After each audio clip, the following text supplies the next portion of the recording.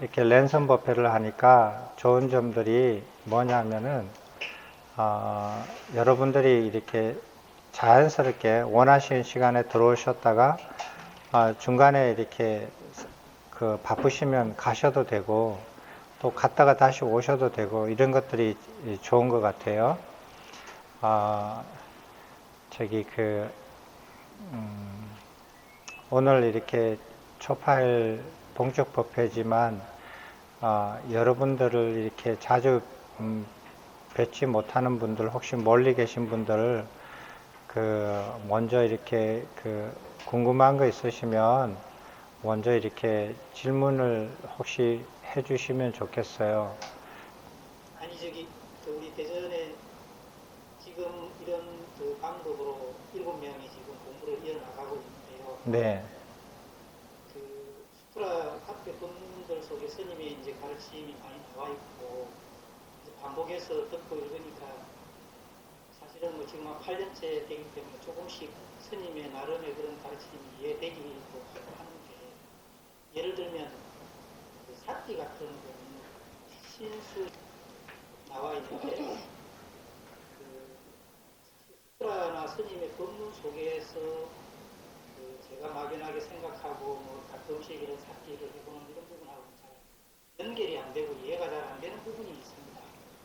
그럴 때는 인터넷에 요즘 좋은 자료가 많이 있으니까 다른 스님의 법문이나 그 다음에 이제 다른 책에서 그 부분을 설명한 신수식법을 설명한 부분을 좀 찾아서 보기도 하고, 또 이제 저희 토론 중에 그런 부분이 가끔씩 이렇게 논의가 되기도 하거든요.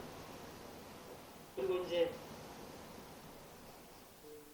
현 불교 방송에 보면 최신 물리학이나 우주론 같은 걸 예를 들어서 설명하는 박문호 박사님 같은 경우에는 불교하고 좀 관련지어서 그런 BTN에서 강연 같은 것도 하고 그런 유튜브 자료도 있는 것 같습니다.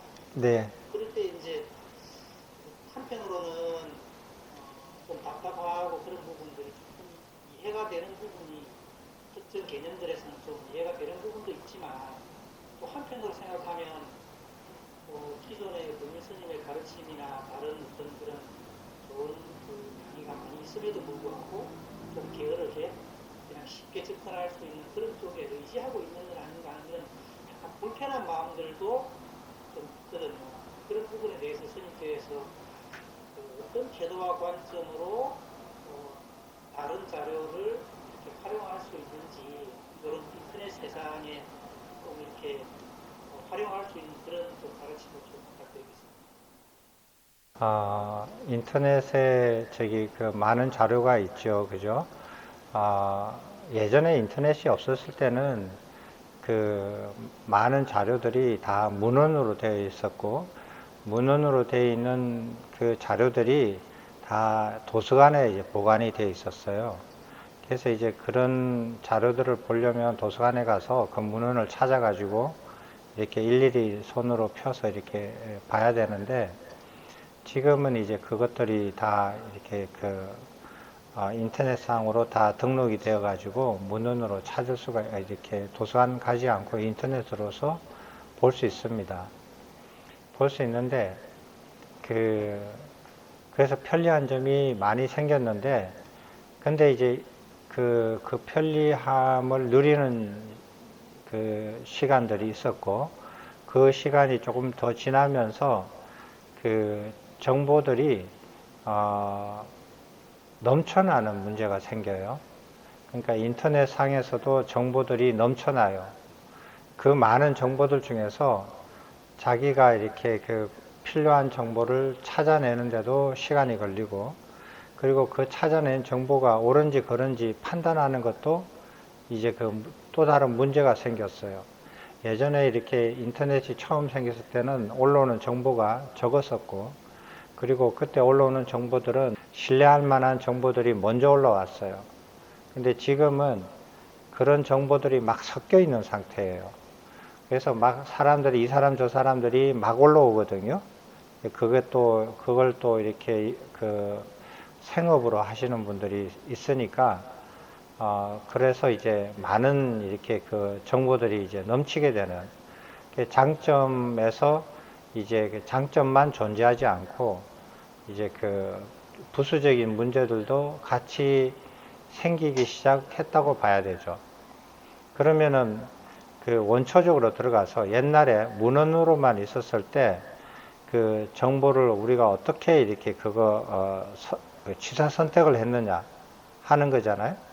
그때 이렇게 문헌으로 되어 있을 때 그 정보를 취사 선택할 때는 그 문헌이 가지고 있는 권위, 그 문헌이 얼마나 오랫동안에 얼마나 많은 전문가들이 점검해왔고 사용해왔는 그 권위를 가지고 우리가 판단을 했어요. 그리고 이제 그러지 않는 문헌들은 좀 경외시하고, 그리고 이제 단행본 같은 것도 그 나왔을 때도 그 단행본들이 지금은 이렇게 좀 인터넷 세상으로 책을 출판을 하기 때문에 어떨런지 모르겠지만 예전에 이렇게 책을 출판할 때는 그 미국 같은 데는 그 출판사 등급이 이렇게 정해져 있어요. 이렇게 1등급, 2등급 이렇게 정해져 있는데 그 1등급을 정해져 있는 1등급 출판사에서 나온 책들은 사람들이 일단 구입을 해서 봐요. 2등급은 뭐 이렇게 선택사항이고 뭐 이런 식으로 이렇게 등급이 나눠져 있거든요. 책에.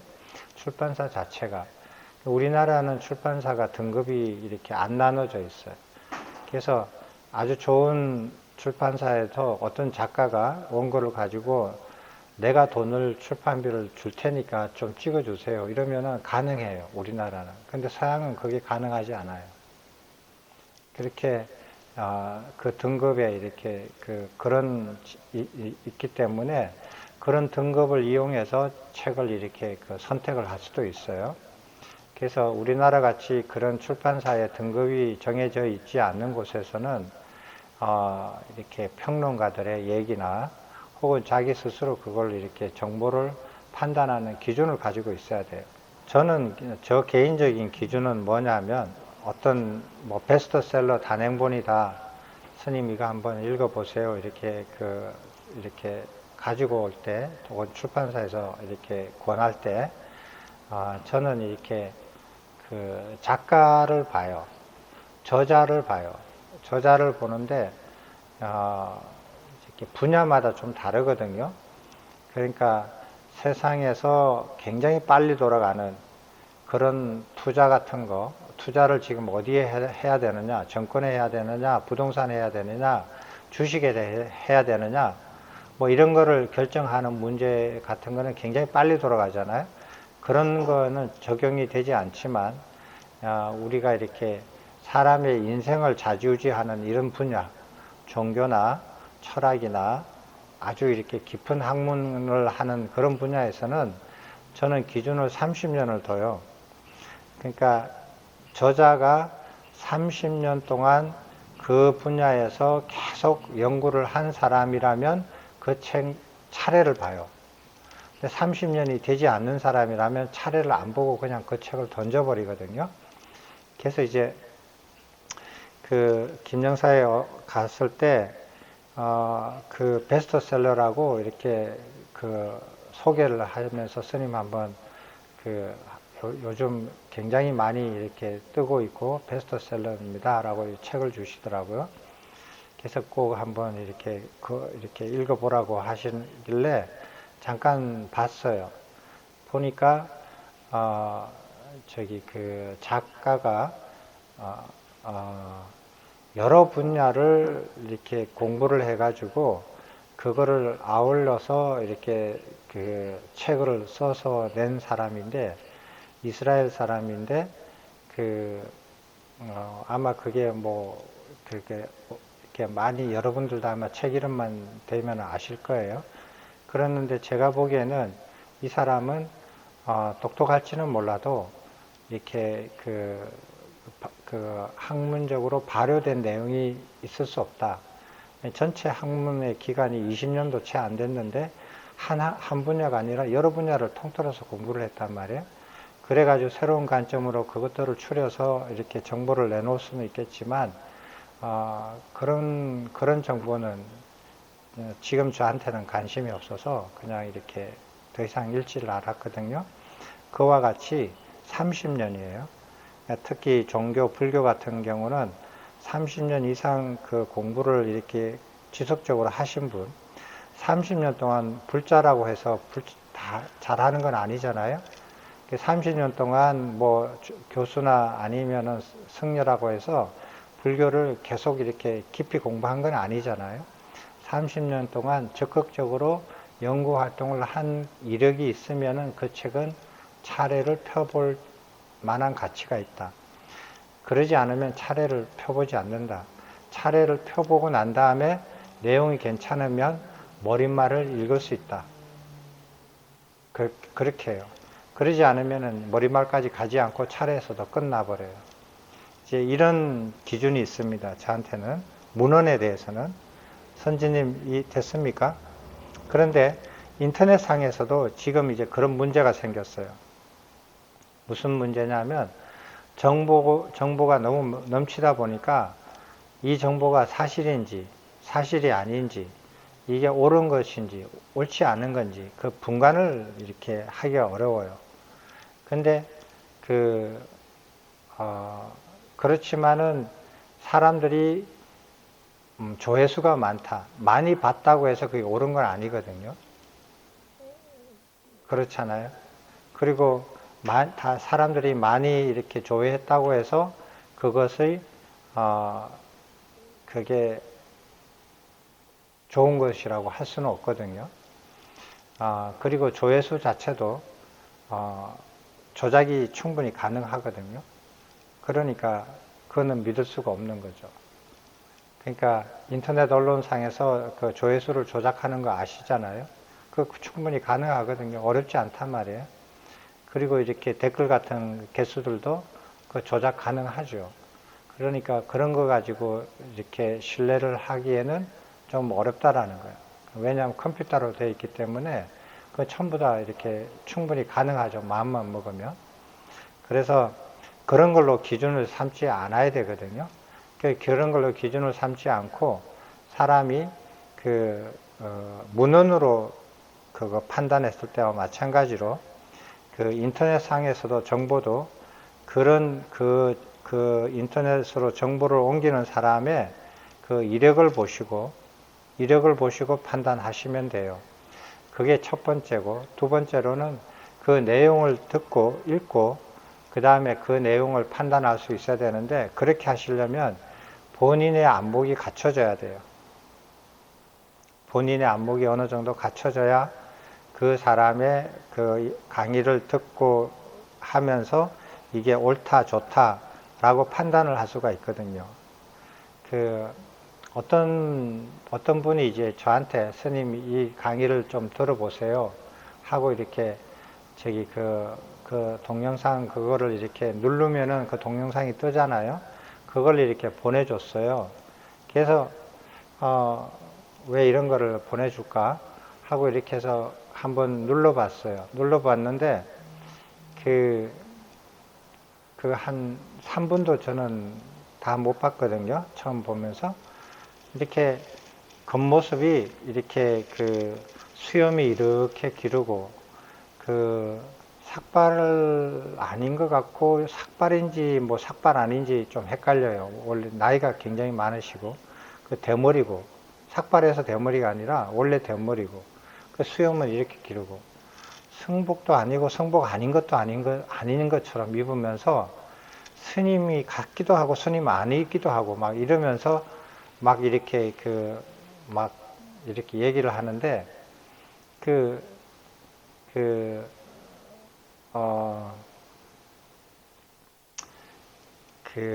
어휘들을 한 문장의 어휘들을 다양한 어휘들 여러 분야의 어휘들을 한 문장에서 다 이렇게 사용하는데 그 어휘들의 그 개념들이 그리고 근원들 사용해 왔던 것들이 한 문장 안에 들어갈 수 있는 것들이 아니에요.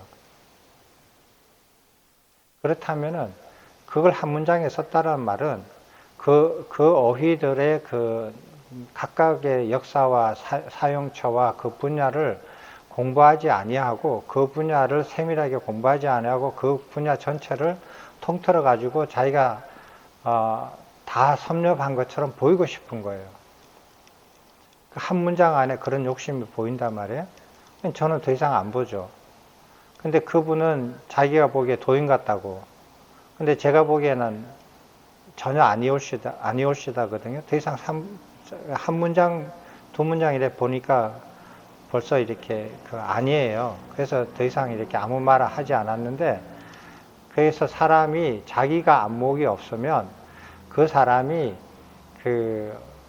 보이는 것, 그리고 이렇게 그걸 뭐라 그러나, 출연한다 그러나, 연출하는 거, 연출하는 걸로서 그냥 이렇게 들어가거든요. 연출하잖아요. 질문을 이렇게 어떤 질문을 하게 하고 뭐 어떤 사람이 무슨 말을 하게 하고 막 이렇게 연출을 해서 그런 것만 보면은 굉장히 훌륭한 것 같고 좋은 것 같고 배울 만한 것 같고 가고 싶고 이런 느낌이 들죠.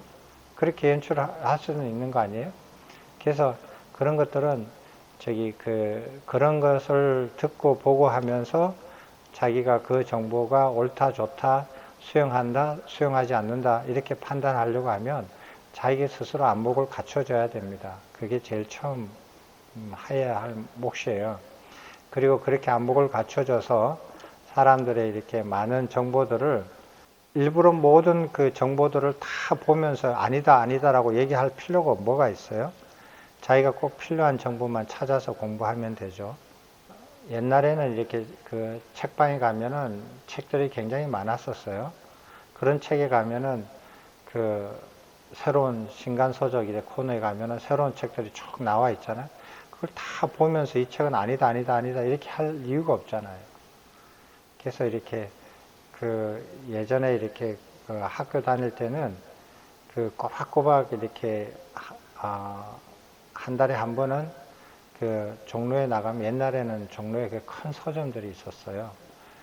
지금은 다 없어졌지만 그 서점에 가면 그 서점에 있는 책들을 다 봤기 때문에 이렇게 서점을 다니면서 어떤 책이 있는지 다 한번 구경을 했기 때문에 한 달 후에 가면은 새로운 책이 눈에 탁탁 띄어요. 그래서 한 달 동안에 어떤 새로운 책이 나왔다라는 걸 금방 알거든요. 이제 그것들만 이제 뽑아서 이렇게 관심 있는 책을 보기도 하고 사기도 하고 이렇게 했지만 지금은 그런 방법이 거의 불가능해요. 너무나 많은 양들이 이렇게 나오기 때문에. 그래서 자기가 찾아서 필요한 정보를 골라서 공부할 수 있는 그런 것들이 옛날보다 더 어렵게 됐지 않았을까. 인터넷으로도 그게 장단점이 이제 공존하는 그런 세상이 오지 않았나 싶어요. 그래서 그거는 결국은 자기 안목이죠. 어떻게 대답이 시원찮죠? 괜찮습니까? 도움이 됐습니까, 선생님? 네, 그렇습니다. 예. 네, 고맙습니다. 또 다른 분은 또 말씀하실 부분이 있으신가요? 이 랜선 뷔페가 좋은 게 이렇게 하시다가 지겨우면 석 나가세요. 나가셔서 커피 한 잔 사 먹고 다시 들어오셔도 돼요. 뭐 안 들어오셔도 되고. 그게 좋잖아요. 그러니까 또 누가 뭐 언제 들어왔는지 나간지도 모르잖아요. 그러니까 사진 한 장 걸어 놓고 나갔다 와도 되고. 말할 수 있게끔 하셔서 말씀해 보세요.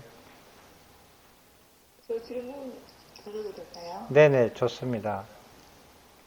저기 두 가지인데요. 네, 하나는 저기 해마치마니까요. 어디에 보면 지방어를 고집하지 말고 표준어를 존중해라 이런 내용이 있던데요. 이거를 제가 이해하기엔, 그러니까 제 나름대로 생각이 이게 맞는지 아니면 어떤 건지 좀 생각해 여쭤보려고. 제 생각은 그러면, 그러니까 예를 들어 지방어라는 거는 우리말로 번역된 번역을 의미하는 것 같고요. 네, 그러면 표준어는 마가더 빨리어를 네. 의미하는 것 같아요. 그렇다면 결국은 우리가 해탈의 장소가 일어나는 술법을 듣거나 그거를 자유하고 복종, 낭송하는 이런 것들을 빨래로 해야 되나 이런 생각도 좀 결국은 이제 효과가 있을 해탈이 일어나려면 그걸로 이해를 해야 되나 빨래로 그 보편으로 이해를 해야 되나 이건 물론 이제 우리가 지방으로 우리 한국어로 끝번역이 된 이것이 그 빨래로 가는 중간 단계는 되죠. 근데 하여튼 그런 생각이 들었고 그리고 그 율장에서 그 부처님께서 그 산스크리트로 번역하지 말라 이것의 의미가 정확히 잘은 모르겠는데 그게 뜻번역을 하지 말라는 뜻인지 아니면 산스크리트가 운율이 있어가지고 그 단어는 안 되는데 그럼 다른 언어로는 그럼 뜻번역이 된다는 뜻일까 좀 이런 고민도 좀 있었고요. 그리고 또 한 가지 질문은 그 12연기에 대해서 이게 좀 그 사용을 많이 해서 그거를 질문을 드리면 좋은데 지금 중간 단계지만 혹시 제가 좀 잘못 생각하고 있는 건가 조금 약간 좀 손님 의견을 듣고 싶어서 그런 거거든요. 그 12연기를 그러니까 우리 수학에서 필요 조건, 충분 조건이 있는데 그거는 예수님께서 생각하십니까 아실 거예요? 예를 들어서 P면 Q이다. 이게 성립을 하면 P가 참이면 Q가 참이죠. 이제 이게 성립하는 경우에는 Q가 아닌 것이 참이면 P가 아니다 이렇게 성립을 하잖아요. 그러니까 이거는 같은 말이죠. 그러니까 어떤 명제가 있으면 대우는 반드시 성립하는 것이고 그래서 12연기에서 처음에 그 무명이 있으면 우리가 이제 무명을 조건으로 행위 있다 이랬을 때 무명이라는 거는 무명과 행위 관계는 P이면 Q이다로 봤을 때는 행이 있으면 무명이 있다. 그래서 이 무명은 행을 필요 조건이라고 이렇게 해석이 되더라고요.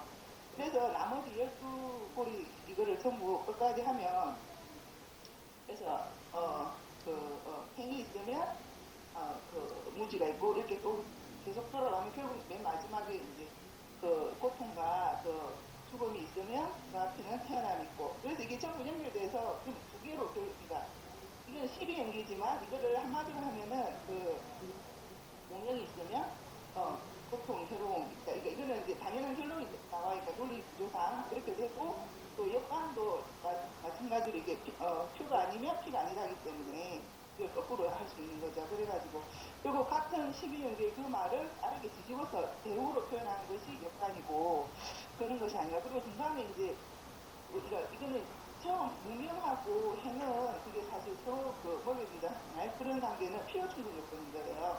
중간중간 필요 충분 요건 있잖아요. 식하고 명색이라든지 아니면 그런 것들이. 그래서 그러면 근데 하여튼 그런 것 같고 그리고 그래서 12연계에서 이제 이거를 이제 12연계를 12개로 표현할 수 있고 중간에 하나가 끊어져도 아니 끊어진 게 아니라 하나를 빼고 이제 그걸 이렇게 이어놔도 이제 결국 같은 말이고 뭐 다른 뜻은 아니다 이런 식으로 생각이 들었고 그리고 또 결국은 이제 한마디로 얘기하면 이제 무명을 원인으로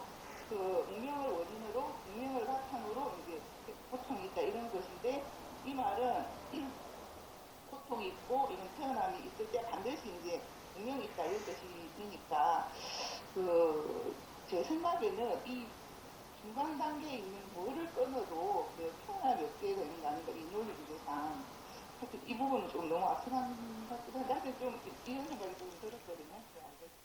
그래서 제가 잘못 생각하고 있기도 하고 질문보다 얘기가 더 관심이 생겨요.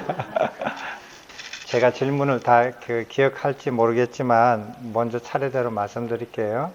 옛날에 그거 냉전 시대 때 미국에서는 물리를 할 때 영어로 표현을 하고 러시아는 러시아 말로 표현을 했어요.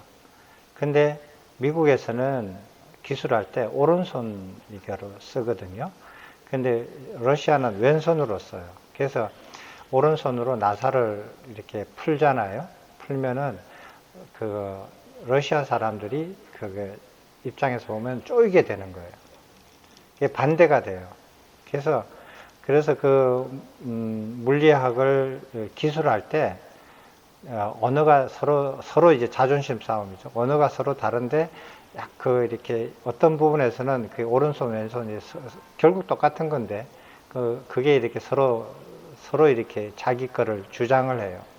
그러면은 물리를 이렇게 그 물리의 법칙을 기술하는데 그 말이 안 되잖아요. 그죠? 그러면은 그렇게 해서 저희 서로 이렇게 기싸움을 하는데 물리의 법칙은 영어로 기술하든 러시아 말로 기술하든 프랑스어로 말로 하든 기술하든 독일 말로 하든 한국말로 하든 그 차이는 없어요. 그죠? 신혜영님 동의하세요? 네, 네, 네, 동의하시죠? 동의하는데, 그렇게 하는데, 언어 표현하는 언어로서 그 내용에 혹은 그 과정에 영향을 준다 그러면 그건 진리가 아니에요. 진리는 그런 게 아니에요. 됐어요? 그럼 부처님께서 경전에 산스크리트로 번역을 하자고 했는데 산스크리트로 하지 말라고 그러셨거든요. 그죠? 그 왜 그런가? 산스크리트로 하면은 그 당시에 그 사회에는 산스크리트를 쓰는 사회에서는 계급 제도예요. 계급 제도가 있어 브라만들이 산스크리트를 쓰거든요. 브라만계 최상 계층만 쓰는 게 산스크리트예요. 버모예요. 네. 그러면은 그 아래 단계 그 브라만 계급이 아닌 사람이 산스크리트를 쓰면 어떻게 돼요?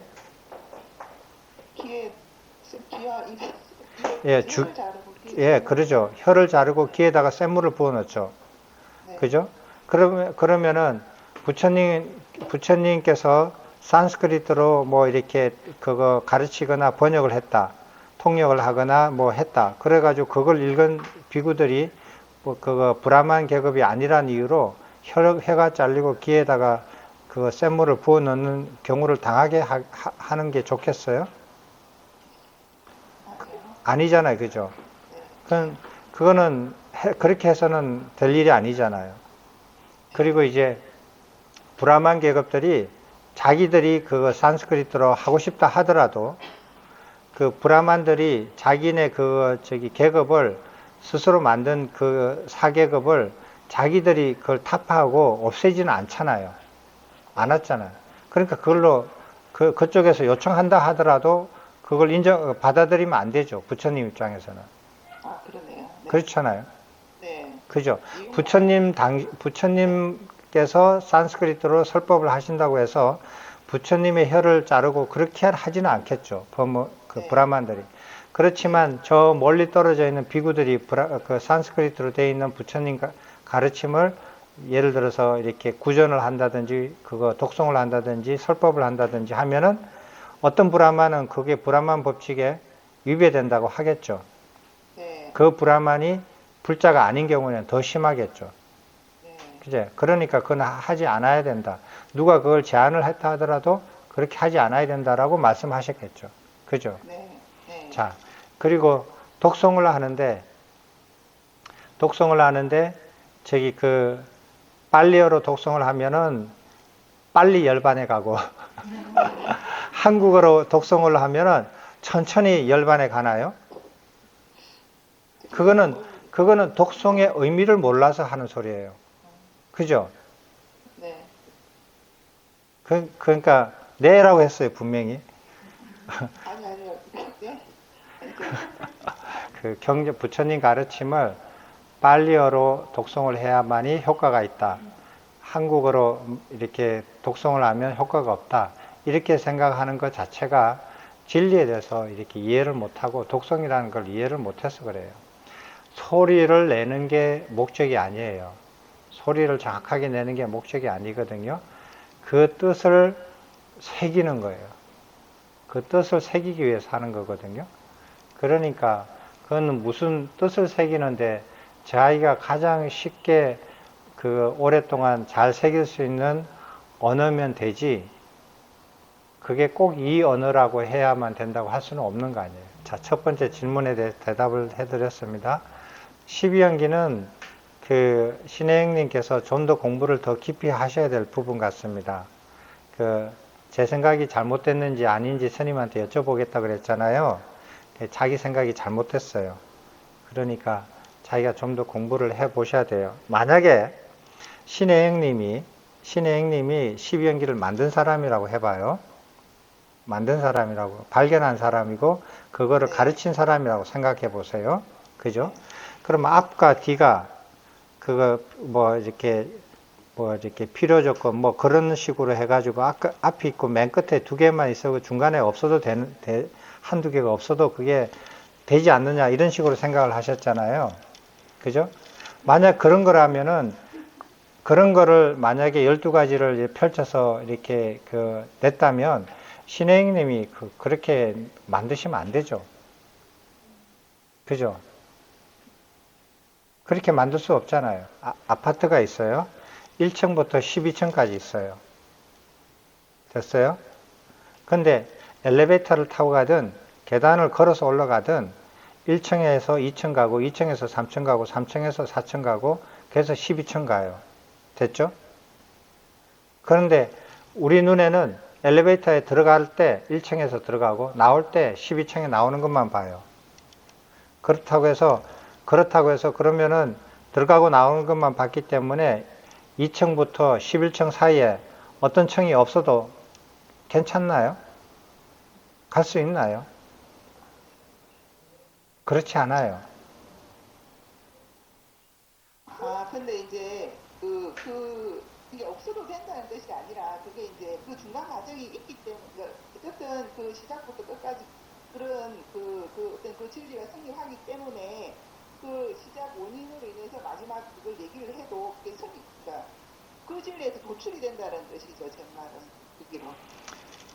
그기로 무명의 원인으로 태어남이 있다. 이것도 이제 당연히 성립하게 된다. 뭐 이런 것들. 그걸 중간에 뭘 하나를 넣어도 만약에 무명이 있다면 제가 보기에는 그 중간에 뭘 하나 끊어도 그러니까 어쨌든 그거는 원래 그게 진리이기 때문에 중간에 다른 게 하나 뭐 몇 개를 빼더라도 그게 성립할 것이 아닌가. 그렇지 않아요. 성립 안 돼요. 네. 성립 안 되고 중간에 다른 걸 끼워 넣어도 성립이 안 돼요. 끼워 넣는 건 안 되고요. 끼워 넣는 것도 안 되고 빼는 것도 안 돼요. 네. 그래서 12개, 왜 12개냐? 13개는 안 되느냐? 왜 12개냐? 11개는 안 되느냐? 안 돼요. 딱 12개예요. 네. 됐어요? 네, 알겠습니다. 예. 또 이렇게 질문이 있으시나요? 재밌죠? 스라에서 네. 사견의 태에 있는 문장 중에 사견의 그물에 걸린 지 청정한 해탈 이루기는 어려운 일이다라는 말이 있는데 네. 사견의 그물에 걸리면 그 청정한 해탈을 이루지 못하는 거 아닌가요? 못하는데 단정을 하지는 않죠. 왜냐하면 사견의 그물에 걸린 사람이 자기가 사견의 그물에 걸렸다라는 것을 알고 생각을 바꿀 수도 있잖아요. 그러니까 단정은 안 짓죠. 단정할 수는 없지만 그런 가능성은 항상 있기 때문에 단정할 수는 없고 어렵다라고만 표현하는 거예요. 부모님이 공부를 열심히 해서 나는 어느 대학에 무슨 과에 가고 싶다. 그런데 지금 성적으로 충분히 갈 수 있어요. 그죠? 만약 갈 수 있다고 쳐봐요. 그럼 지금처럼 공부를 계속해서 지금과 같은 성적을 유지하면 거기에 내가 원하는 데 갈 수 있죠. 그죠? 그렇지만 단정할 수는 없잖아요. 결과가 나올 때까지는. 그죠? 한시도 이렇게 그거 방심해서는 안 되잖아요. 그잖아요? 그거와 마찬가지예요. 질문하십시오. 내가 입문자여서 생기는 질문 같아요. 제가 공부를 시작하고 삶의 방식이 완전히 뒤집어져서 정반대 삶을 살고 있거든요. 그러니까 뭐 어떤 행동 기준이나 선택의 기준이 완전히 뒤집어졌어요. 그러니까 예를 들면 뭐 음악회를 간다거나 뭐 갤러리에 그림을 보러 간다거나 그리고 스포츠, 야구잖아요. 제가 롯데 팬이었거든요. 야구를 좋아하시는 분들은 알 거예요. 롯데 팬이 좀 유별나요. 야구, 테니스 이런 거를 즐기던 거를 전부 다 끊었어요. 오로지 공부만 하고 있는데 그러다가 이번에 부처님 오신 날 행사 이런 거를 인터넷에서 봤어요. 근데 기존의 절 말고도 서기불교를 공부하는 그 절이라고 생각되는 데서도 악기를 준비하고 합창을 준비하고 이런 걸 봤어요. 이런 게 합당한지, 뭐 예를 들어서 그러면 카메아온을 외우는데 랩으로 노래를 부르면서 외우는 게 합당한지, 뭐 춤을 추는 거, 무용하는 게 합당한지, 이게 제가 책에서 수라에서 읽은 거 같거든요. 공연을 보거나 뭐 그런 거가 하면 안 된다 이렇게 돼 있거든요. 절의 행사, 부처님을 출금하기 위해서 하는 행사가 아닌 것 같다는 느낌이 들어서 여쭙습니다. 불교에 이렇게 들어오신 지 얼마 안 되셔서 그런 게 눈에 띄셨을 거예요. 근데 오래되신 분들은 별로 감각이 없어가지고 눈에 안 띄는 그런 내용이거든요. 말씀하신 대로 노래를 하거나 공연을 하는 것뿐만 아니라 보는 것도 권장하지 않아요. 부처님 가르침에서. 그리고 하지 말라고 하시거든요. 그런데 현실 세계에서는 안 그렇단 말이에요. 현실 세계에서는 어떻게 하느냐. 저도 이렇게 다른 절에서 생활을 해봐서 알아요. 어떻게 하느냐. 부처님 오신 날이 1년 중에서 가장 큰 행사고 많은 사람이 오는데, 오전 10시나 이렇게 10시 반이나 이렇게 해서 이렇게 봉축법회를 시작해요. 시작해가지고 점심때쯤 되면은 마쳐요. 마치고 난 다음에,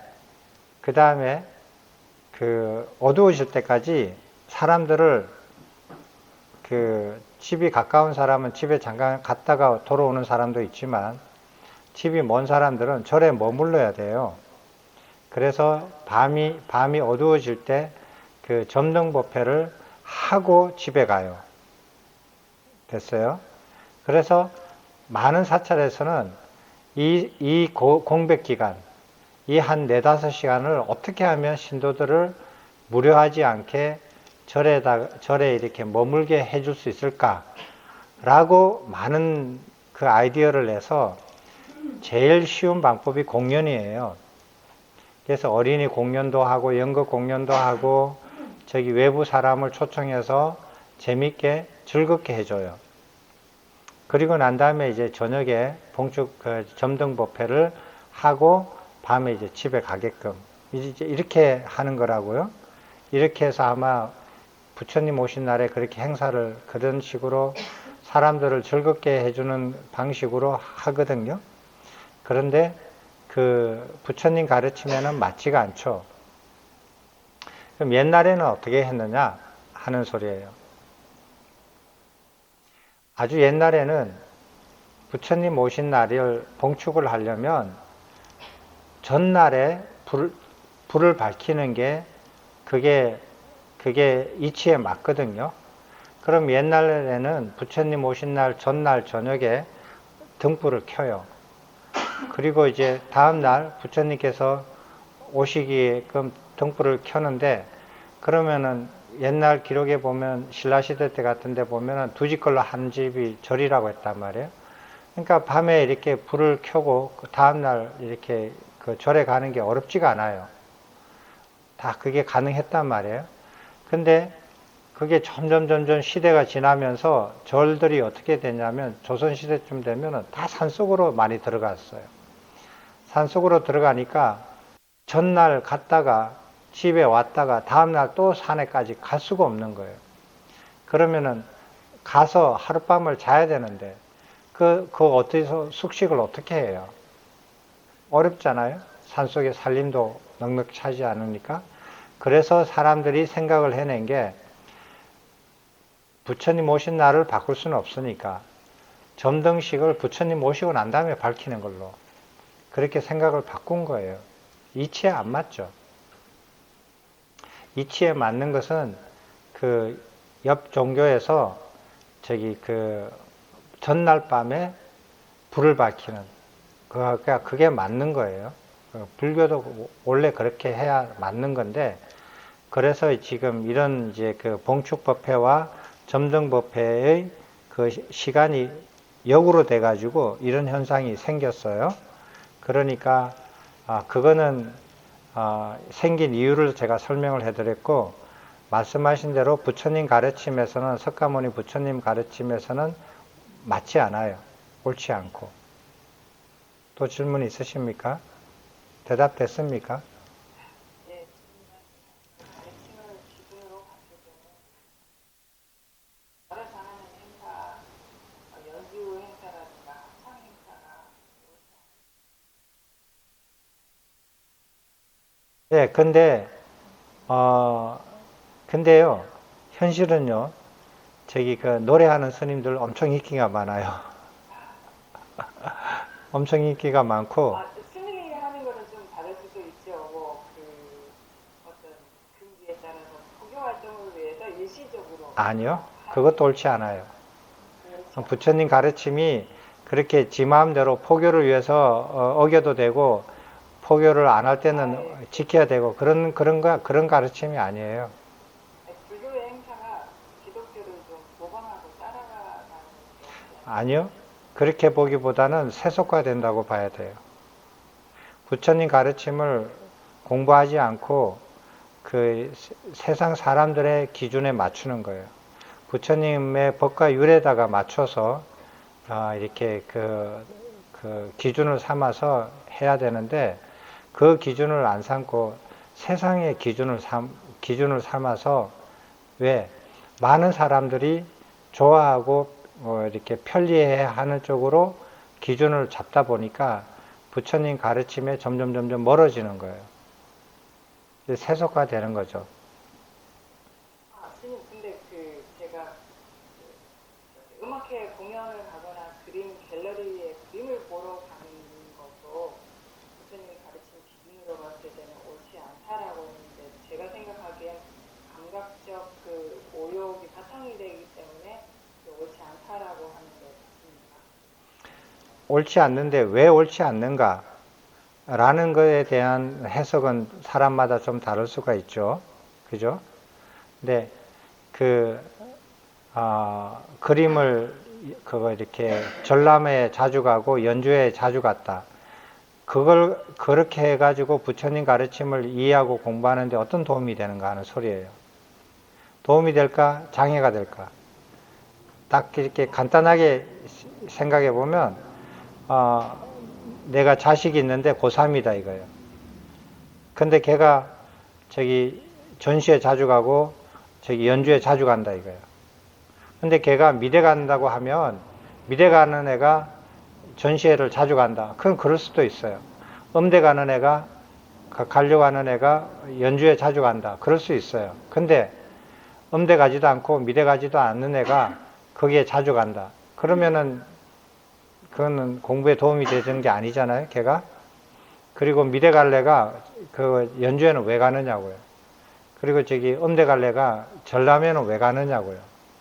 그러니까 그거는 자기가 가고자 하는, 자기가 고3으로서 행해야 하는, 자기가 원하는 가는 길에 도움이 되는 건 아니죠. 자기한테 만족은 시켜줄 수 있을런지 지더라도 자기가 행하고자 하는, 목표로 행하고자 하는 것에는 도움이 되지 않는다라는 것은 맞죠. 어쩌다 한번 이렇게 어떤 행사가 있을 때 가보고 싶은데 가면 안 돼라는 생각이 일어나서 이렇게 고민을 하잖아요. 가도 될까? 가면 안 되는데 이런 고민들을 하게 되는 거예요. 그런 쪽으로 관심이 많았었어요.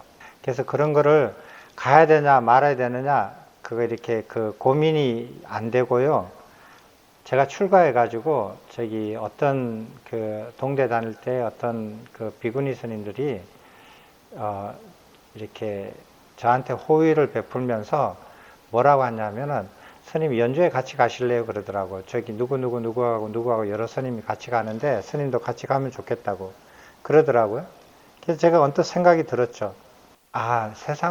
세상을 이렇게 버리고 출가를 하신 분이 세상에 대해서 미련이 아직 있구나.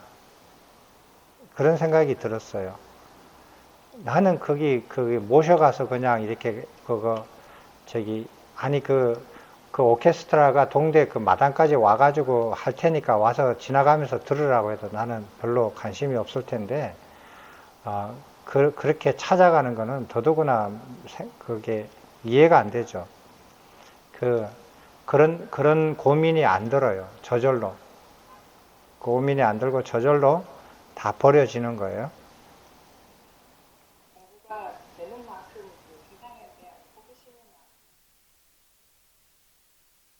예. 그거는 질문에 거듭지가 않아요. 네, 거덕지가 안 됐는데 말씀을 하셨잖아요.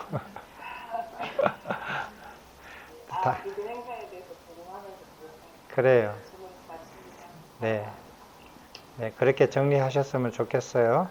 다른 분 또 질문 있으십니까? 자, 그러면 제가 오늘 간단하게 여러분한테 한번 여쭤볼게요. 부처님 오신 날인데, 여러분들이 잘 아는 거예요. 아까 그분이 어디 계시나? 애를 키우잖아요. 5살, 7살 된 애가 이렇게 키우는데 말을 안 듣는다. 그럼 어떻게 해요? 여기 계신 분들 대답해 보세요. 애 키울 때, 5살, 7살, 이럴 때. 그때부터 말을 안 듣기 시작하죠.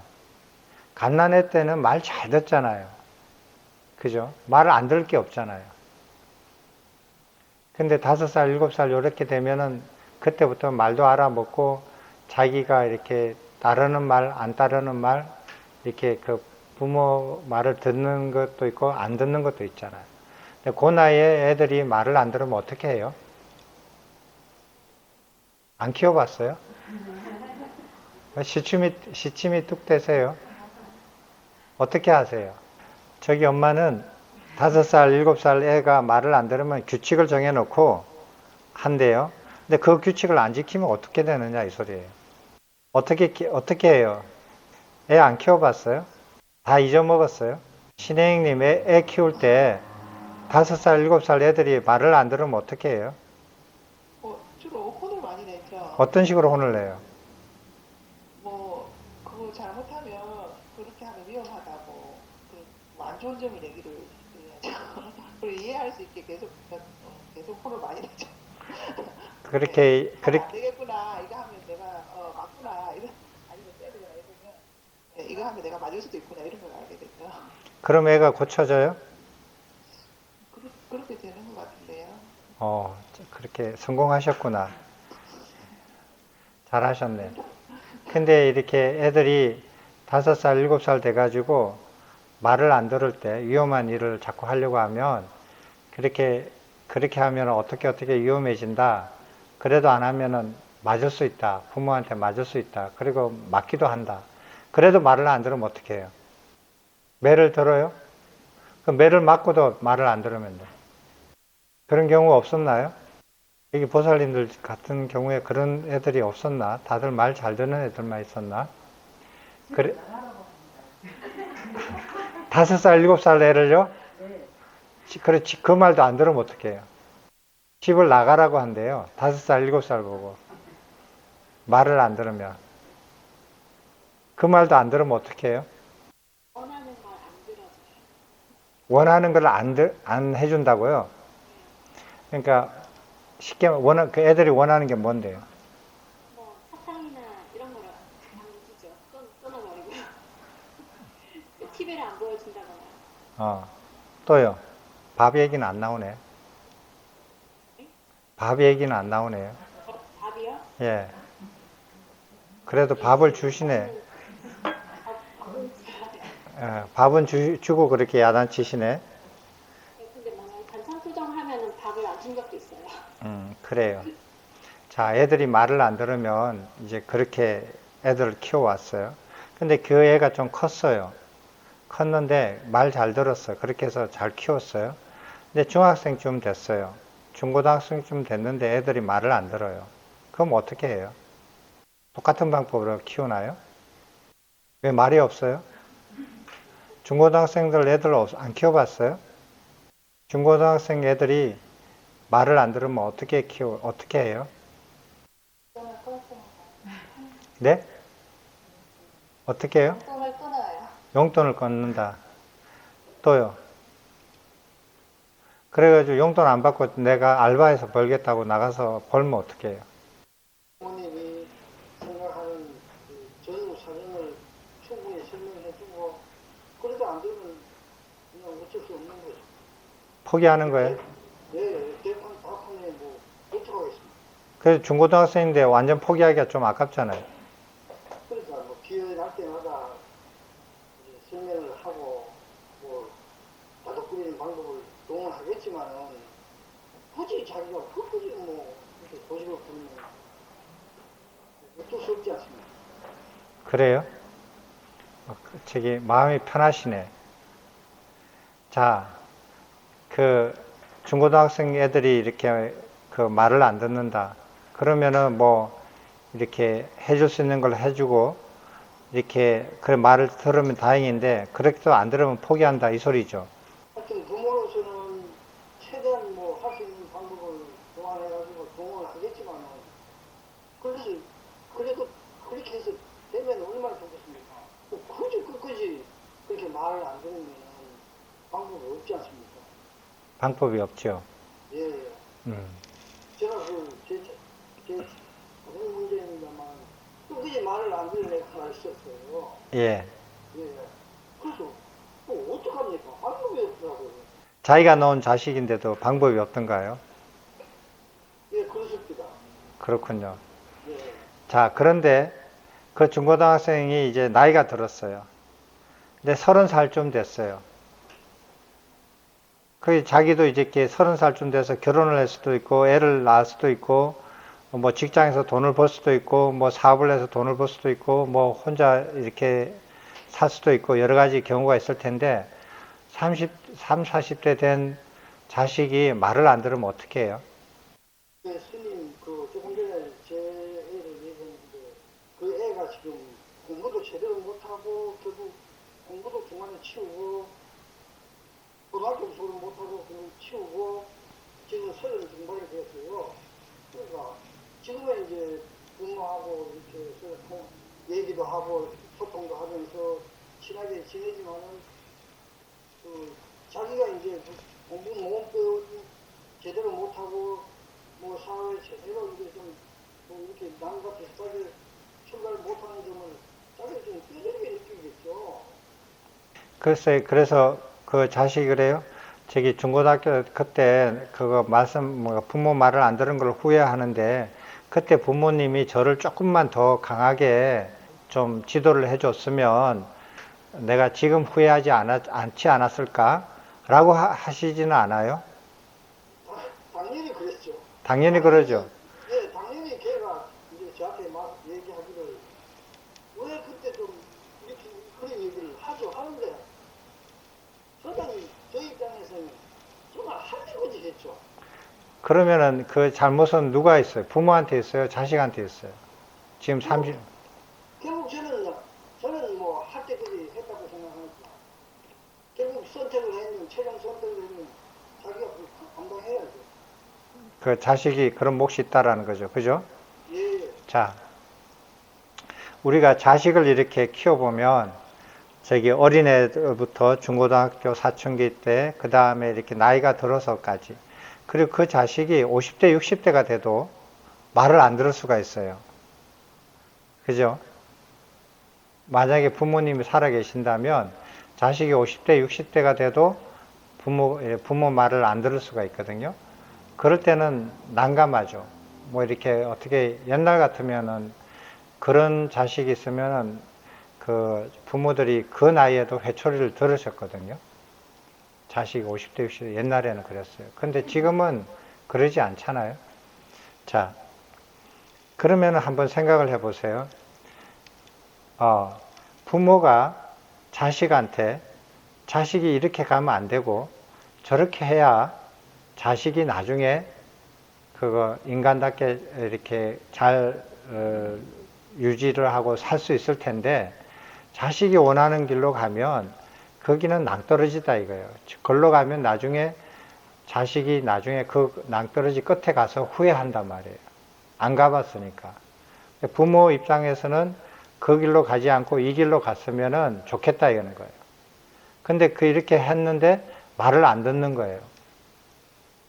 5살, 7살 때도 말을 안 듣고, 중고등학생 때도 말을 안 듣고, 30대도 말을 안 듣고, 심지어 50, 60이 돼도 말을 안 들을 수도 있어요.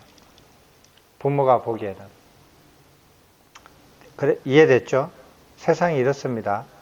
근데 부처님께서 보시기에 이 길로 가야 된다 이거예요. 인간이면은 태어났으면 이 길로 가야 되는데 사람들이 이 길로 가려고 하지 않고 자기 살던 방식으로 자꾸 이렇게 살던 길로 가려고 한다. 그 길로 가면은 낭떠러지라 이거예요. 그 길로 가면 죽음이라는 거예요. 잘못 떨어지면 지옥으로 떨어지고 그 다음에 끼껏 해봤자 다시 인간으로 태어나서 다시 고통을 받는다. 이쪽으로 가면 고통의 길이고 이쪽으로 가면 고통을 벗어나는 길인데 부처님 보시기에 이쪽으로 갔으면 좋겠다라는 거예요. 근데 말을 안 듣는 거예요. 어떻게 하겠어요? 그 말을 안 듣는 사람들 중에서 50대, 60대도 있어요. 70대, 80대도 있어요. 물론 30대, 40대도 있어요. 그래서 부처님께서 이쪽으로 가라. 이렇게 가면은 행복해진다. 고통이 사라진다. 이쪽으로 갔으면 좋겠다. 라고 말씀을 하시는데 듣고 삐끔 있다가 자기 갈 길로 가려고 해요. 사람들이. 말을 안 들어요. 그럼 어떡하죠? 그럼 어떻게 했으면 좋겠어요? 부처님께서 이렇게 가기를 원하시는데 사람들은 말을 듣지 않고 그 길로 듣고 읽어도 그 길로 가지 않고 다른 길로 간다. 방법 없습니다. 그럼 포기하는 거예요. 그 사람이 감당할 몫이에요. 그죠? 그건 그래요. 그거는 방법이 없어요. 창구님 말씀대로 자기가 직접 낳은 자식이고 기른 자식도 낳아서 기른 자식도 그래 방법이 없어요. 그런데 그런 혈연 관계가 아님에도 불구하고 이런 길로 갔으면 좋겠다 그러는데 이런 길로 아니 가고 자기가 원하는 길로 간단 말이에요. 그럼 방법이 없어요. 부처님께서는 그런 사람들은 아예 눈길도 주지 않아요. 그리고 말도 안 섞어요. 그죠? 그래서 그런데 어떤 사람이 있느냐 하면은 부처님께서 이렇게 이 길로 가기를 원하신다라고 하고 그 길에 관심이 있고 그 길로 나도 가면 어떨까? 호기심도 나고 한번 배워볼까? 나도 좀 배워봐야겠다 하고 길을 쫑긋 한단 말이에요. 쫑긋해요. 관심을 가져요. 그런데 쫑긋 하는데 돌아서면 도루묵이 돼버려요. 지 하고 싶은 대로 또 해요. 안 보이면은 말 안 들어요. 보이면은 조금 듣는 척 해요. 돌아서면은 원래 상태로 다시 돌아가가지고 다른 짓 해요. 근데 물어봐요. 너 이 길로 가고 싶니? 안 가고 싶니? 안 가고 싶으면 내 포기할게. 그럼 가고 싶어요. 그래요. 와서 또 귀를 기울여요. 그런데 돌아서서 가면 딴짓을 해요. 그럼 부처님께서 그러면은 관심 있어 하고 그 의도가 있고 의향이 있으니까 그럼 그 애를 어떻게 하면은 좋을까요? 의지를 가지고 의향을 가졌는데 귀를 기울여서 잘 듣는데 돌아서면은 원래 상태로 돌아간다. 이런 사람들한테 부처님께서 어떻게 이렇게 이런 애들을 어떻게 말을 듣게끔 애를 키우는 방식으로 할 수 있겠느냐 하는 소리예요. 포기하기 직전에. 그리고 그 상대방이 의도를 잊고 의도를 가지고 귀를 기울이니까 그런 사람들한테는 어떻게 하느냐. 아마 이렇게 하셨을 것 같아요. 그 사람을 이렇게 도루묵으로 돌아가가지고 도루묵이 돼서 자기 몸을 자기가 원하는 대로 막 돌아다니잖아요. 이것도 보고 저것도 보고 이것도 하고 저것도 하고 막 하잖아요. 그죠? 그걸 못하게 하는 거예요. 왜? 귀를 기울이고 들으니까. 너 그거 하지 말라. 그거 안 하면 뭐 합니까? 가만히 앉아 있어라. 몸을 통제하는 거예요. 법문을 들어요. 나 저기 부처님 가르침을 공부하고 싶어요.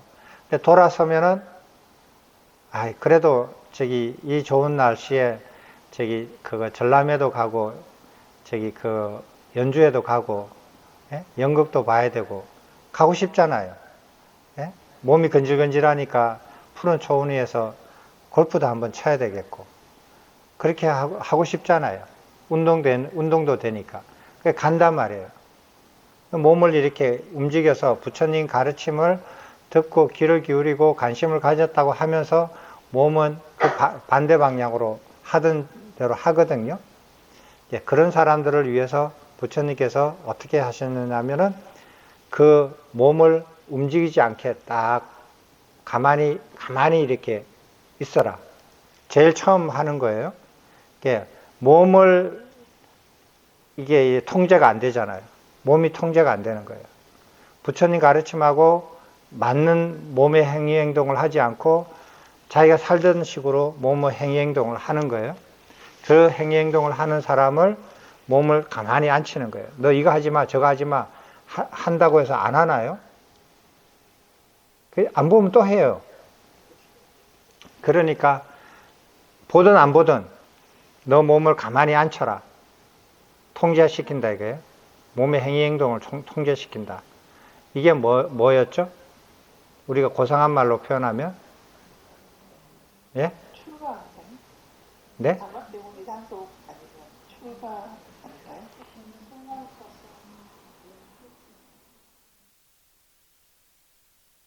예? 감각 때문에 단속 아니면 출가 아닌가요? 아니면 그렇게 집적거리지 마세요. 출가 같습니다. 출가. 내 생각에는. 출가해가지고 스님들이 지 마음대로 돌아다녀요. 연주회도 가고 그런가요? 전람회도 가고 예? 골프도 치러 가고 그래요. 그러면 감각 때문에 단속을 하겠습니다. 그렇게 쉽게 바뀌어요? 예? 네, 바꾸겠습니다. 저는.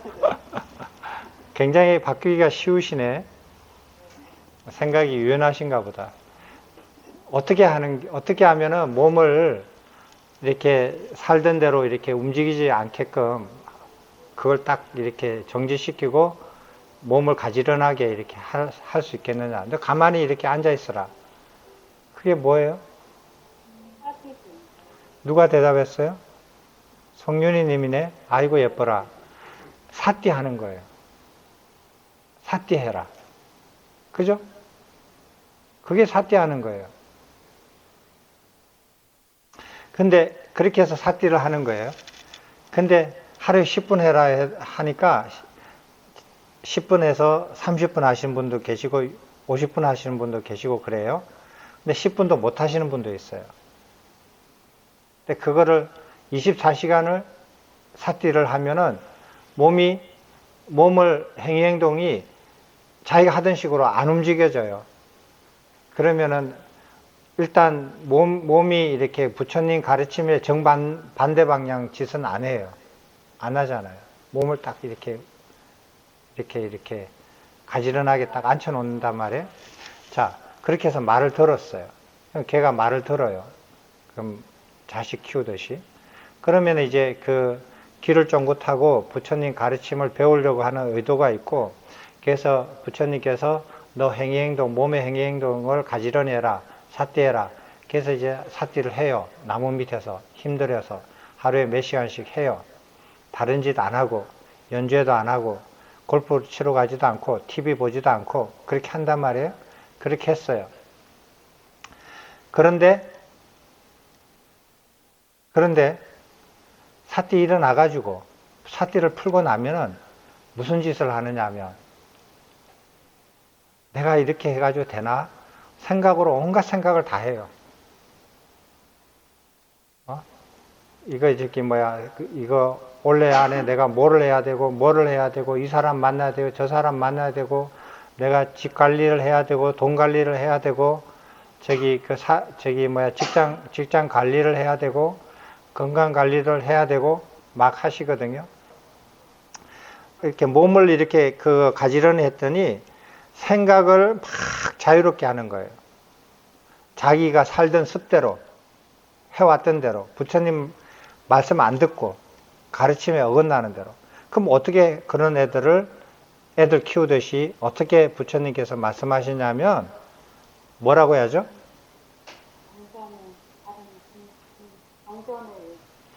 예, 부처님 가르침만 깊이 생각해라. 다른 거 생각하지 말라. 그죠? 그게 깊이 사유하기예요.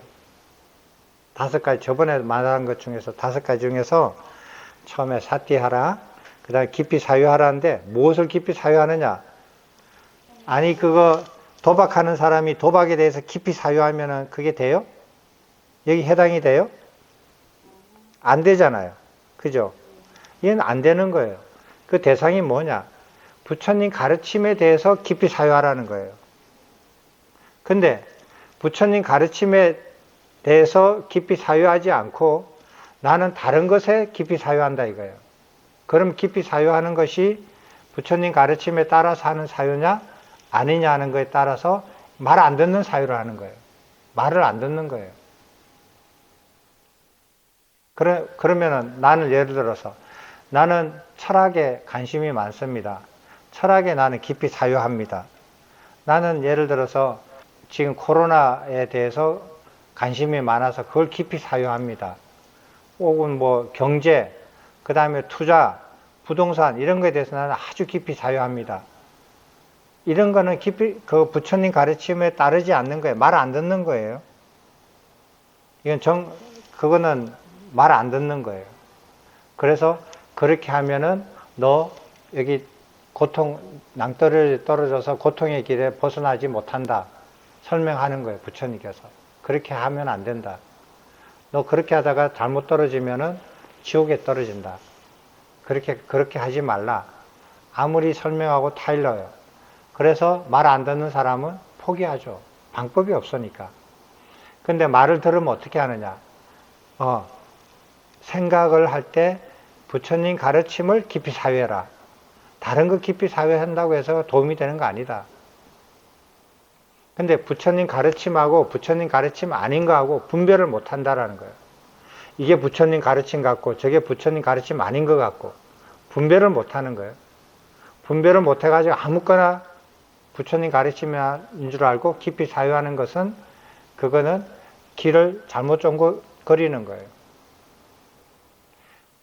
부모님이 자기 자식을 이렇게 키우는데 이 자식이 자기 부모의 말을 듣지 않고 길 가는 사람의 아저씨 아줌마의 말을 듣는 거예요. 그러면 어떻게 되겠어요? 말 안 듣는 자식이 되는 게 아니라 행방불명되는 자식이 돼요. 집을 못 찾아가요. 그렇게 되면. 행방불명되거나 유괴되는. 그래서 고통을 빠뜨리는, 자기 스스로를 고통에 빠뜨리는 애가 되는 거예요. 그래서 부처님께서는 그렇게 하지 말라. 타일러서 이렇게 되면 고통이 떨어지니까 사유를 할 때 부처님 가르침을 깊이 사유해라. 어느 게 부처님 가르침인지 모르겠다. 그러면은 누구든지 모든 사람들이 인정하는 그 경전 있잖아요. 니까의 경전. 그것만이라도 해라 이거예요. 그 길을 사유하다 보면 안목이 생긴다. 안목이 생기면은 어느 것이 부처님 가르침이고 아니고를 분별할 줄 알고 안목이 생겨서 부처님 가르침은 깊이 사유하고 부처님 가르침 아닌 것은 깊이 사유하지 않는다. 이게 부처님 말씀을 부처님께서 하시는 거예요. 말 안 듣는 애들을 말 듣게끔, 말 안 듣는 애들은 포기하고 그 중에서 말 듣는 애들은 이렇게 가르쳤어요. 자, 그래서 부처님 그 가르침에 관심을 가지고 배우고 싶어 하고 길을 쫑긋 듣는 애들 중에서 이제 몸을 지 마음대로 돌아다니는 것을 했다 이거예요. 삭디를 해서 몸을 가지런히 시켰다. 그 다음에 몸을 가지런히 시켰더니 생각을 지 마음대로 한다는 거예요. 그래서 그것도 깊이 해서 생각을 또 다스렸다. 그랬더니 그 다음에 문제가 뭐냐는 뭐예요? 몸도 가지런해지고 생각도 가지런해졌는데 입을 터졌다 하면은 엉뚱한 소리를 하는 거예요. 입을 열면은 이상하게 엉뚱한 소리를 해요. 이치에 맞지 않는 말을 하고 분위기에 맞지 않는 말을 하고 서로 대화를 이렇게 이롭지 않는 말을 막 하는 거예요. 말을 지 마음대로 해요. 그러면은 그 말하는 동안에는 깊은 사유도 못하고 사티도 못하잖아요. 그러면 말을 자기가 살아온 대로 막 하는 거예요. 그러면 어떻게 돼요? 부처님 말씀 안 듣는 거예요. 말 안 듣는 애가 되는 거예요. 그러면은 그런 애들이 나는 부처님 말씀을 듣고 따라 하고 싶은데 내 입이 내 거 아닌 것 같습니다. 내 입이 입만 열면 이상한 말을 해요. 나도 내 입이 싫어요. 그런데 내 입이 이렇게 생겼는데 어떻게 해요? 부처님. 그러니까 부처님께서 그런 경우는 너는 이렇게 해라. 라고 한 게 독송하라는 거예요. 부처님 가르침을 독송해라. 그러면은 너가 너 입으로 너가 마음에 들지 않는 입으로 이런 말 저런 말 하는 것이 다스려진다. 거기서 벗어나진다. 그래서 독송하는 거예요. 그래서 입이 심심하고 그렇게 누구하고 얘기하고 싶고 이러면은 아무한테나 전화해가지고 막 그냥 이 말 저 말 막 하고 이렇게 그냥 그거 입 풀지 마시고 독송을 하라는 거예요. 진짜 기가 막히는 방법이세요. 부처님께서 그렇게 하셨다니까. 말 안 듣는, 얼마나 말을 안 들었으면 이렇게 했겠어요. 그래서 이렇게 독송을 하라는 거예요. 그러면은 헛소리를 안 하고 이치에 맞지 않는 말을 하지 않고 그리고 선업을 짓지 않는 말을 하는 거예요. 그 말을 들으면 상대가 이렇게 불편해하고 좋아하지 않는 그런 말을 하지 않고 이렇게 독송을 하니까 입이 다스려지는 거예요. 그죠? 그렇게 됐는데 입을 다스려 놨더니 그런데 또 말을 안 듣는 거예요. 얘가 몸을 다스렸어요. 몸도 다스렸고 사유도 생각도 다스렸고 입도 다스렸어요. 그리고 아무것도 안 하는 거예요. 이 말을 안 듣네. 나이가 70, 80이라도 말을 안 듣는 거예요. 그래서 어떻게 하느냐. 그거까지만 하면은 자기는 만족한다 이거야. 근데 그렇게 해가지고는 이 길로 못 가는 거예요. 거기다 머물다가 보면은, 거기다 머물다 보면 늙어서 죽으면은 도루묵이라는 거예요. 떨어져서 또 고통을 받는다라는 거예요. 그러니까 그렇게 하면 안 된다. 그러면 또다시 고통에 떨어지니까, 몸을 다스렸고, 생각을 다스렸고, 입을 다스렸으면 멈추지 말고, 거기서 만족하지 말고, 나와서 더 공부해라. 그러면 어떻게 하면 됩니까? 가르쳐라. 남을 위해서 가르쳐라. 그럼 가르치면은, 알아야 가르치지.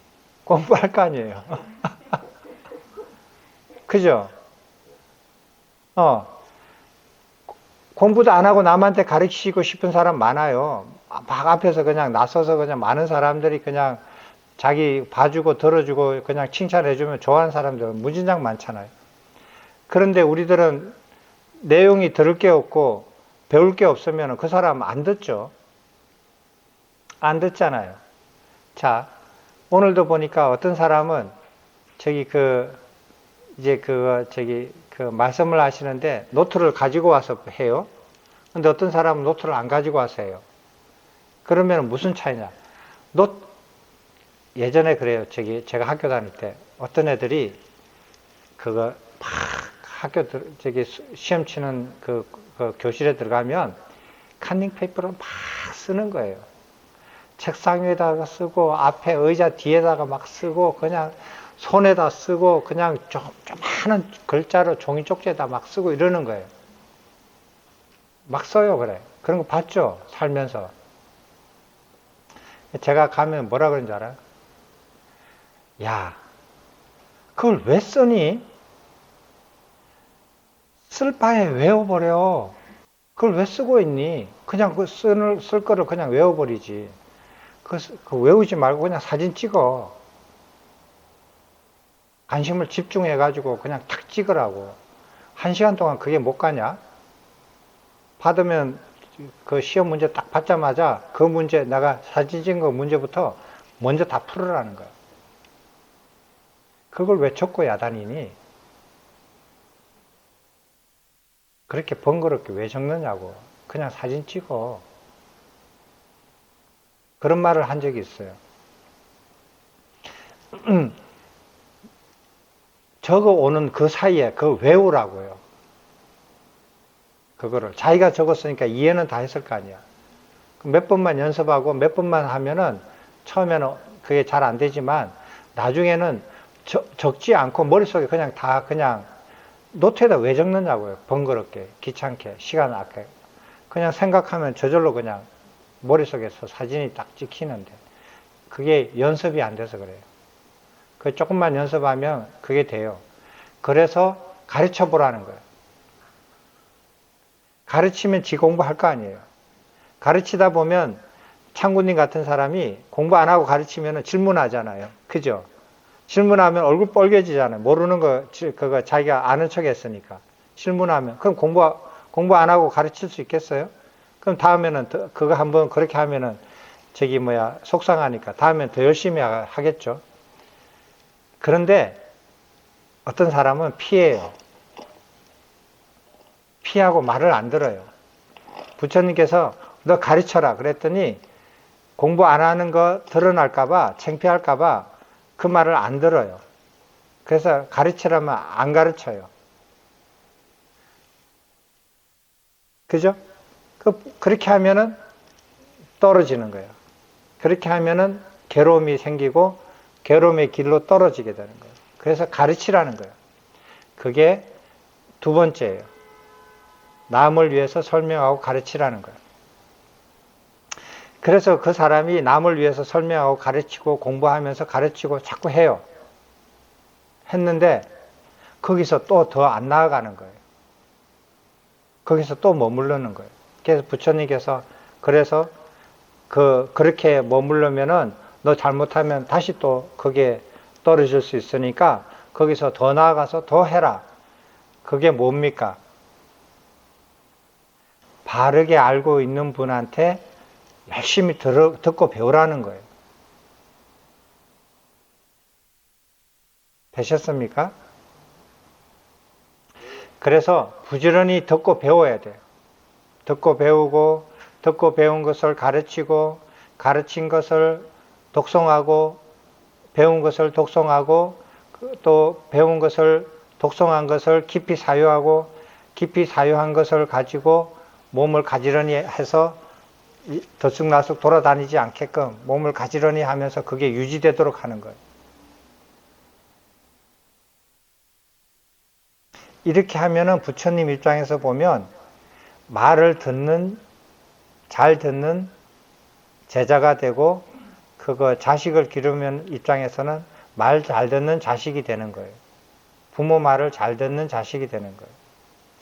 여러분들도 자식 다 키워봤지만 부처님 입장에서 부처님 말씀을 잘 듣는 자식인지 부처님 말씀을 잘 안 듣는 자식인지 스스로 한번 평가해 보세요.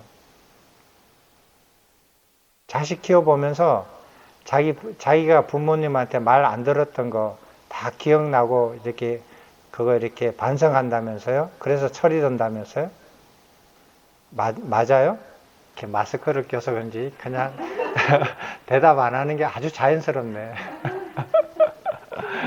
힘드시겠습니다. 대답을 그래도 이상한 대답하는 것보다 나아요.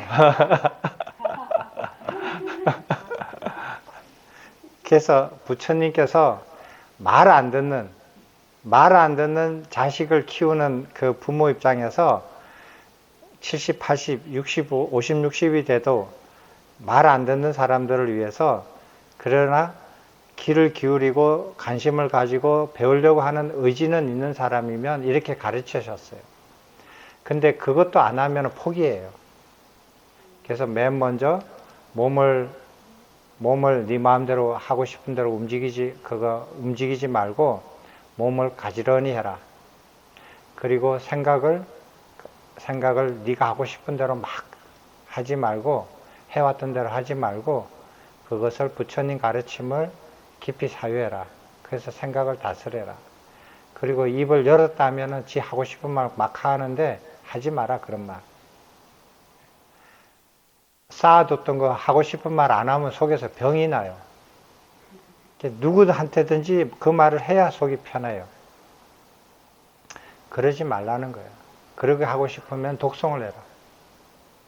안 그러면은 침묵해라. 그리고 난 다음에 남을 가르쳐봐라. 남을 가르쳐봐야 자기가 공부를 했는지 안 했는지 알아져요. 다른 사람들한테서 나 공부 많이 했어요. 스님 밑에서 10년 했어요. 다른 사람 앞에서 한번 가르쳐 보세요. 못 가르치는 거예요. 자기 자식한테도 못 가르쳐요. 자기 자식도 이해를 못 시켜요. 자기 옆에서 자기를 가장 잘 따르는 사람한테도 못 가르치는 거예요. 그러면은 10년이 아니라 100년이 있어도 그 공부 하나도 안 한 거하고 무슨 차이가 있느냐고. 자기가 어떤 것을 배워서 자기가 많이 배웠다라는 것은 어떻게 판단하느냐 하면 그 사람이 나는 많이 배웠습니다라고 주장하는 것으로서 판단하는 거 아니에요. 그 사람이 다른 사람을 가르쳤을 때 그게 그 사람이 얼마나 많이 공부했고 배웠다라는 것을 판단해요. 그죠? 그래서 공부하는 거를 맨 마지막에 박사학위 공부의 마지막으로 발표를 시키잖아요. 여러 사람들한테 공개적으로 1시간 동안 발표를 시켜요. 그게 통과되면은 너 공부했다. 시키는 대로 최소한 이상은 했다. 통과다. 너 공부 안 했다. 다시 해라. 이렇게. 그래서 자기가 아무리 잘했다고 많이 했다고 자랑해봤자 소용없어요. 남한테 가르칠 수 있느냐 없느냐 차이예요. 그걸로 기준을 삼는 거예요. 자기가 공부를 많이 배웠다 하는 게. 그 다음에 그 부처님의 바른 법을 열심히 읽고 듣고 배우라는 거예요. 이렇게 5가지를 하면 말 잘 듣는 자식처럼 말 잘 듣는 제자가 되는 거예요.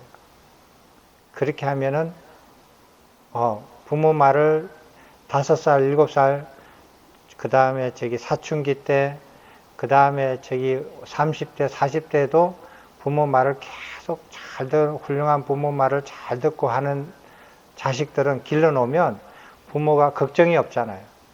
그리고 걱정이 없고 자식도 어려움 없이 주변의 사람들 걱정 끼치지 않고 평생을 살아갈 수 있듯이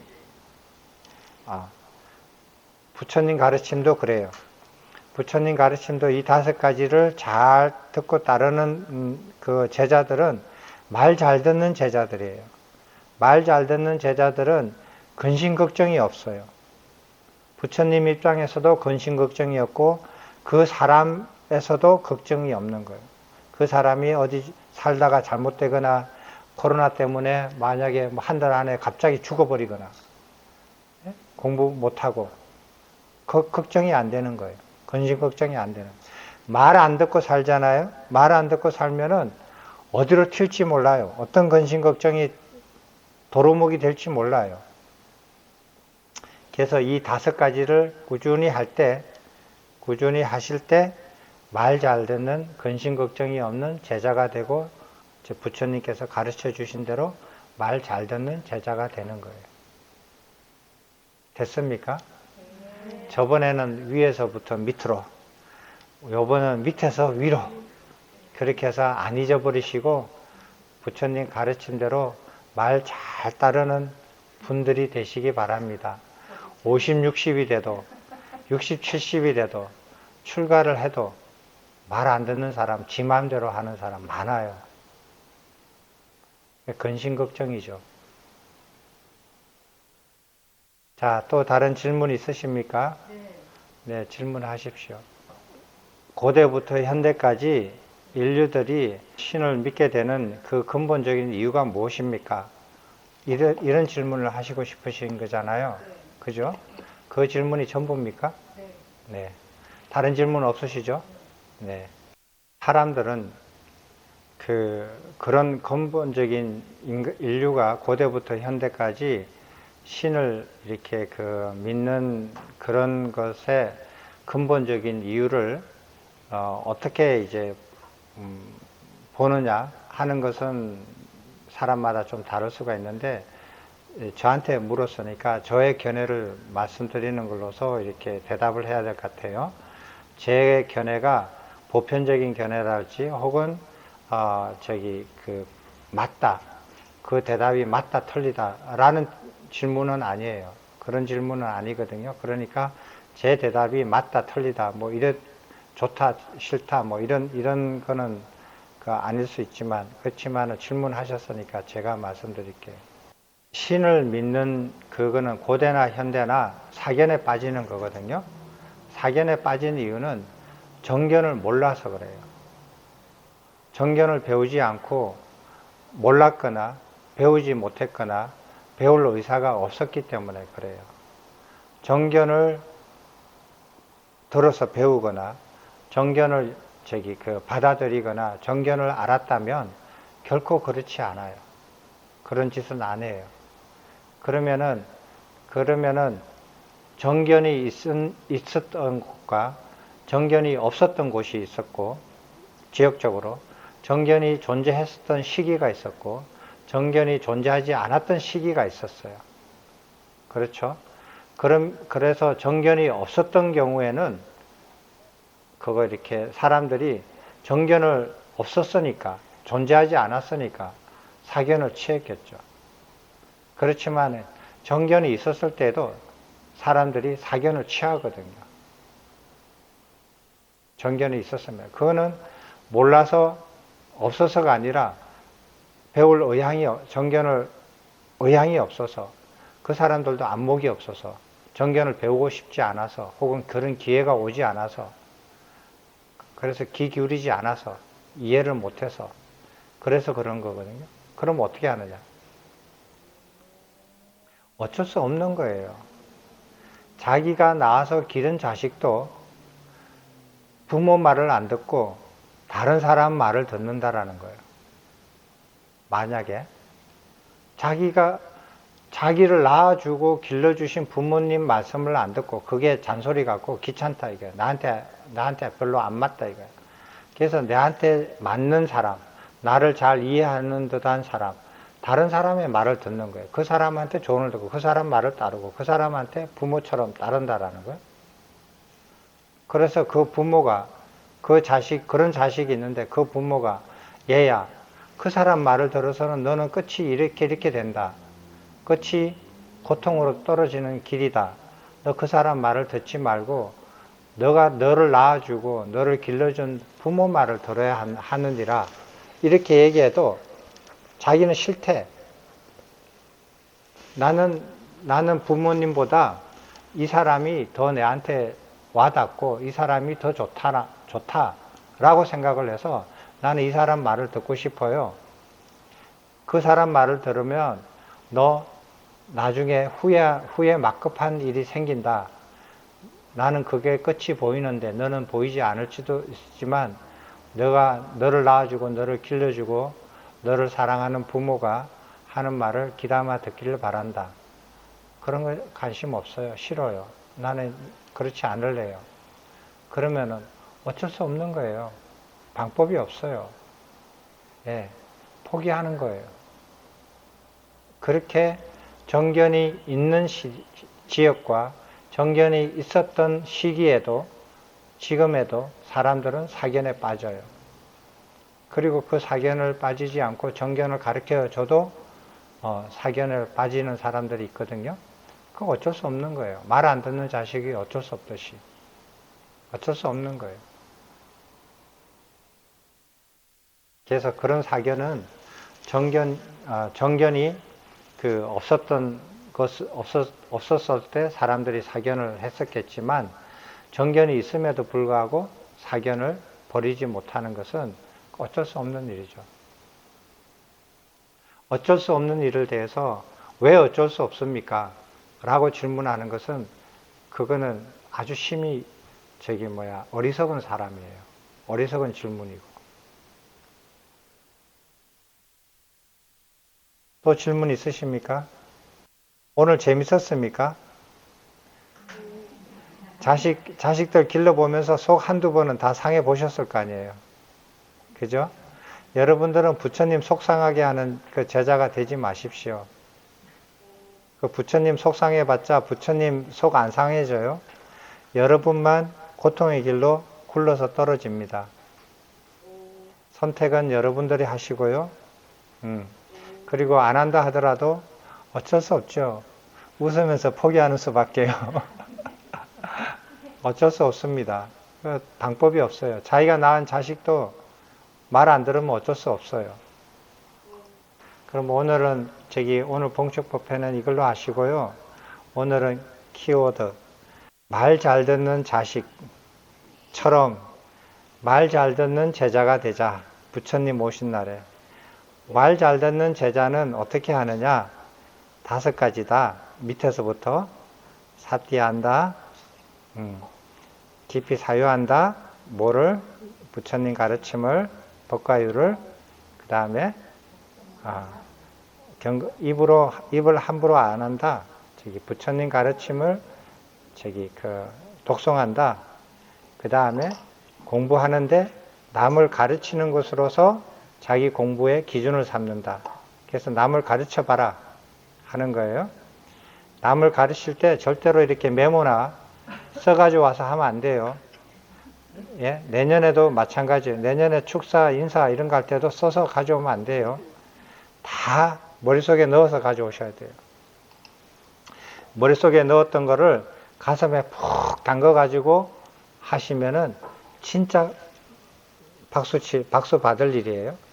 그냥 머릿속에만 있다가 입으로 나와가지고 머릿속에도 싹 사라지는 것은 그 완전 범죄예요. 완전 범죄인데 저는 알아요. 들으면. 이렇게 머릿속에 있다가 입으로 나온 건지 머릿속에 들어갔다가 가슴에 푹 담궈가지고 발효돼가지고 입으로 나온 건지 그거는 차이가 나잖아요. 예, 그렇게 그거는 제가 들으면 나중에 그거 비디오로 들으면 다 발각나요. 그러니까 가슴에 푹 담궜다가 그렇게 공부를 하셔야 돼요. 그리고 바른 가르침을 부지런히 읽고 배워서 자기 걸로 완전히 만든다.